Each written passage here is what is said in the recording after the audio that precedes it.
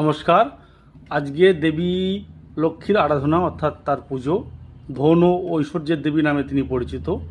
এখন একটা বিষয় হচ্ছে, কেনই বা দেবী লক্ষ্মীর পুজো করা হয় এই বিশেষ দিনে, এই পূর্ণিমার দিনে? ঠিক দশমী ছাড়িয়ে গেল, পূজা শেষ হলো, তার সমাপ্তি পর্বেই তার শুরু। দেবী দুর্গার পূজার পরেই ধন ও ঐশ্বর্যের দেবী লক্ষ্মীর আরাধনা হয়। আর এই ভিডিওটা সম্পূর্ণ জানতে ভিডিওতে একটি লাইক, কমেন্ট এবং শেয়ার করুন। আর খুব ভালো লাগলে পাশে থাকার জন্য একটু ফলো করুন।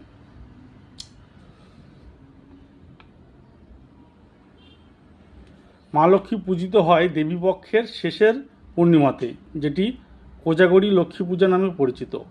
মহাভারতের শান্তি পর্বে এটি উল্লেখিত আছে। মহাভারতের শান্তি পর্বে দেবতাদের মধ্যে খুব অহংকার জন্মায়। সেই অহংকারের ফলস্বরূপ তারা স্বর্গলোকে মদমালিন্য অর্থাৎ মদের নেশা মগ্ন হয় এবং তাদের মধ্যে অহংকার জমে।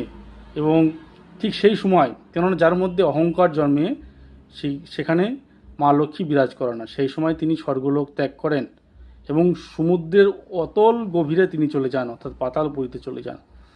দেবতারা খুব চিন্তিত হয়ে যায়, কেননা দেবপক্ষ সেই সময় একদম অবচ্ছন্ন হয়ে যায়, ধন ঐশ্বর্য হারিয়ে ফেলে এবং অবচ্ছন্নতাই ভরে যায়।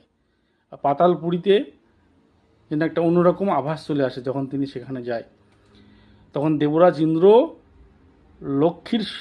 মা লক্ষ্মী অর্থাৎ মা লক্ষ্মীর সন্ধানে বেরিয়ে পড়ে। কোথায় তাকে পাওয়া যায়? কোথাও খুঁজে না পেয়ে তিনি বিভিন্ন দিকে খুঁজতে থাকেন, আমাদের মর্তভূমিতে আসেন, সেখানেও তাকে পায় না। এবং সেই সময় তিনি বুঝতে পারেন যে তার একা পক্ষে এটা সম্ভব নয়। তখন দেবরাজ ইন্দ্র দানবদের সহায়তা নেয়, অর্থাৎ অসুরকুলদের সহায়তা নেয়।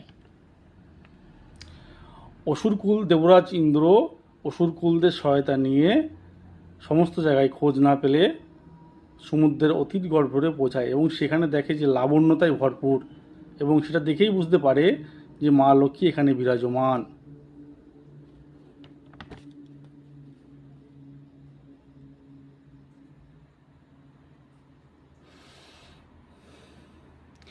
তিনি অবশেষে বিষ্ণুরও সহায়তা নিয়েছিলেন।